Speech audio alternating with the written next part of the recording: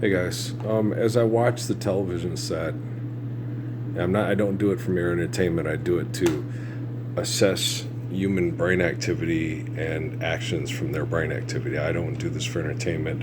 I derive no entertainment from this at all. It's actually quite painful. A lot of time I want to tune it out because I just don't want to pay attention. But I have to pay attention because I'm the focal point of us living the Lord's Prayer worldwide, and that's blatantly blatantly evident. And what's happening on TV is obviously just genocidal warfare through philanthropy and lie. I sat and I watched the stuff with the Ukrainian drones, the guy laughing, yeah, no, ours are real cheap, and we blew up their multi-million-dollar war machines with real cheap bombs. They would have been a lot better off just taking drones and putting little bombs on it and flying it into our apartments, buildings in our cities instead of have these big warplanes. So he planned he should have listened to Elon Musk and spent his money wisely on drone factories with small bombs attached to them that can get under the radar, as opposed to big warplanes that you spend millions and billions of dollars on that can be blown up by a drone while his pilots are sleeping. He's laughing because he thinks it's funny. And people that teach him how to build the drones think it's funny too. If you can't keep up with the dodo way of life, then doom on you. It's the Ice Age, right? So you sit and you look at these people, and they're on TV, and they're always wearing their uniforms, they're always smiling, and they're always outsmarting each other. It's like celebrities and athletes, You get together, that motherfucker wants to take my spot, I hate that motherfucker. And every year there's a new guy trying to take your spot and make $200 million and get endorsements from Dick's and Disneyland. And they hate each other. They say they're friends and they like each other, but they don't. Because if you try to take their $2 million endorsement deals and they have to start investing, and investments aren't real because money's not real. They're clinically insane. They're like cocaine addicts that can't get up from the table. It's life in the fast lane. Okay. He was brutally handsome. She was terminally pretty. And that's how they are. And when you see them on TV, I've watched them on the American Music Awards. I've watched them on all these things. They used Jennifer Lopez to try to headfuck me into believing I had a pot of gold at the end of the rainbow. They get around each other.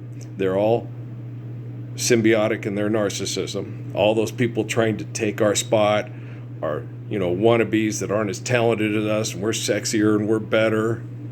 And it's horrible. That's why I left sports. That's why I didn't even contemplate having a life as the next Freddie Prinze, as the next Ryan Gosling, or the next Daniel Day-Lewis, or Jim Caviezel. And then the first and the last Earl Parsons on the sports field. Yeah. There's not really anybody that you could compare to me when I hit out on the field and did my dopamine and my adrenaline rush. I could jump higher than anybody who's ever been measured or seen or video recorded jumping, and I could run faster. And I'm an amazingly adept passer and could catch everything. And so I could play anything I wanted, like Scott Howell, the thing with the tennis. I hit it to his backhand, and he can turn on it and hit it with his forehand. Scott was explaining that to Brian and me. It's like, no, I played in pro-ams in Florida against Michael Chang and Yannick Noah. Earl's more athletic. And he's only played, was my second time playing tennis in my entire life. And Scott was just amazed. I just watched it on TV. I really liked Arthur Ashe and Bjorn Borg. And so I just watched, and I could do it. My forehand was very good. But my backhand was obviously very bad. I kept hitting it over the fence. He goes, no, you got to straighten it out and aim it. When you hit with your backhand, it's like hitting a baseball. And so, but you got to rack it instead of a baseball bat. You guys are hitting it like you're hitting it with a baseball bat, and you're hitting it over the fence. You need to straighten it out and use your flat racket and direct it to where you want it to go. You guys just need more practice. He was like, Earl, if you got more practice, you'd be devastating. We could be rich. I could be your coach. We could win Wimbledon. We could win the French Open. We could win the U.S. Open. We could win everything. Make Pete Sampras and Andres Agassi and Boris Becker cry. I don't want to make them cry. You get to pay your bills. Oh, that would be nice. Okay. Being able to get my mom and dad up in the mountains in a house, in an adobe house, and all my siblings, and keep them out of Phoenix and El Paso and being mass murdered by corporate corruption and genocide through toxic, oh yeah, that'd be nice, And there's not many people in the world that can make enough money to get their family out of Detroit, out of Flint, out of Phoenix, out of El Paso, out of Denver, out of LA, out of San Antonio, and get them into Aspen or Durango or, Red River, New Mexico, or Taos, or Eureka, California. Not a lot of people can afford to live north of Santa Barbara or in San Luis Obispo. Only the richest of the rich can have the best real estate to live in the most ecologically healthy places. All the rest of you fight like hell to get out of, escape from New York. There you are, lost in the shadows, searching for someone to set you free from New York City. And love is just a passing word. It's a thought you had in a taxi cab that got left in the dirt. I did 20 years in Phoenix, guys. Okay. It's one of the worst genocidal. I'm laughing. I know I shouldn't, because my kids and my ex-wives are still there, and my sister and my brother-in-law. My sister's very, very sick. It's the point of it's terminal. And my brother-in-law worked his ass off his whole life to take care of his family in construction labor. Has back pain that he can barely get up and out of bed some days.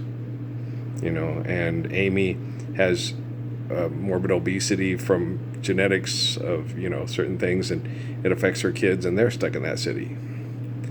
And I think Natalie and Herbo have the capacity to get out. And Noah had the capacity to get out because of 2 lawsuits, but I tried to talk him into it, and he told me to go screw myself. And I was like, God dang. I told him, Mom's probably right. Go to Bisbee, get a couple of box bowls, build an adobe house, and bring the whole family down, and then just wait till I do what I do to clean it up. But he didn't listen to me. I think it's because of the head fucking for the Wi-Fi. I don't know if Noah's biologically mine, so he doesn't hear Andre and Uriah as well, or Vanessa. I'm not sure if any of Amy's kids are, so I don't know if they can focus on things. For Patrick, it's very hard because in his dreams all the time he sees his brothers and his cousin, who's like a sister, in his mind, and it drives him crazy. And it's hard. And it's like Dad doesn't care. I do care. I just don't focus on that. I focus on getting the people out here to stand up for the Lord's Prayer. I can't do anything about the people plugged into the computers until I get the people here to focus on the Lord's Prayer. Okay. You gotta focus on that. If Patrick thinks the way a lot of the peace people think too. No, the people plugged into the computers have to kill everybody in the military bases before we can live the Lord's Prayer. And I'm like, that's not so. You don't think these people can get on it? You don't think there's people in the world that can say Earl Parsons? They could say Larray Snozrap. Okay, L-R-E-A-E. Okay, S-N-O-S-R-A-P. They could say that on their social media. And people would go, what the hell's that? Okay. And I wouldn't be watching this Sunday Fun Day moment with this kid who's got scholarship things and doing things for Dark Winds to make money to pay his bills instead of staying up for Lord's Prayer with me. So I wouldn't be watching this right now. I wouldn't be watching people on TV. Peggy Pettis told me that about Siakam Pascal, the way the underground and all the woke people, and they have to sacrifice one of their family members if they want to become famous. And I'm like, those people are just jealous, they're assholes, and they're completely full of shit. Okay? None of them are as physically gifted and talented on the basketball court as Pascal Siakam. Okay? If someone in their family dies, it's to make sure that they need to know that you better stay under control, boy, or we could kill more of your family if we want to. And anybody with a half a sense to walk off a Progressive or Geico commercial or a USA Member for Life commercial could figure that one out. I've met Siakam Pascal. We walked and we talked for about 2 minutes from the north end to the south end of the Pan Am Center. He's an acquaintance of my nephews who are real good friends with Ronaldo Dixon and Ernest LaRoche and Cy Banta, and other people that have played professional basketball and have come through town and are really good kids trying their best. Daniel Mullings, who I've met, and Matt Taylor and Jalen Penny and Jonathan Wilkins and the Billar brothers, just kids trying to do their best, not bad kids. Kids, well, this and that. Every guy enjoys sex with women, and when a relationship is taken away, it makes you feel. Billy Joel, he got drunk and almost killed himself because his sexual partner didn't want to be with him at certain times. That affects all of us. We've all done that. It doesn't last as long as me, but you shouldn't compare yourself to others. That will only make you bitter and vain. Okay? I'm the spirit of King David, the spirit of Jesus. It takes me about a week, and then listening to Teddy Pendergrass and Gregory Isaacs to go, once ago, front door, and it don't hurt now. And then I go, I got to do what I got to do so we can all live the Lord's Prayer. I know what love is, and I'm not a smartphone. Okay, but I'm the most intelligent person you've ever had the privilege to watch on your phone anonymously, anonymous, LY. You'd rather go into a dark, scary room with Dracula and try to make money off of that creepy tale that creeps out kids but doesn't give them the Lord's Prayer. I think Dolly Parton needs to apologize to the Lord and apologize to his dad for asking him to take her to Juarez because she got pissed off at my dad's wife. She was married. Rich women, you'll find out when a woman gets a guy, say you're a young couple and a guy hits you because he's jealous, because you're an attractive performer. And you stay in the relationship because he's sorry and you make up, okay? Then you make it big, and then you have lawyers and all this stuff and you sign all the things.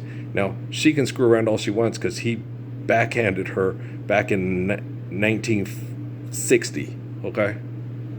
But if he ever gets caught screwing around, it'll hit all the tabloids and say, stupid Dolly Parton's wife screws around with a trailer park hoe, and you have to go live in that trailer park with that hoe for the rest of your life.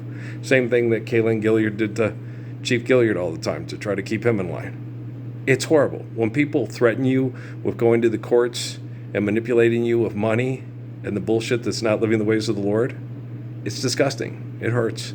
And the kids feel it, and it hurts the kids. And it needs to stop. Because, when you have a grandson plugged into a supercomputer, he knows everything. And he knows who's lying and who's telling the truth. Because when you panic about your dreams at night and he can clue into you, he knows exactly who's telling the truth and who's lying. Like I said, I didn't want my kids to be plugged in, but it worked real well for me to establish the truth of the Messiah and end all the lie of manipulations for money through technological invasion. Okay. Well, when you're truthful and you're faithful, it's evident, and when you're a liar, it's obvious.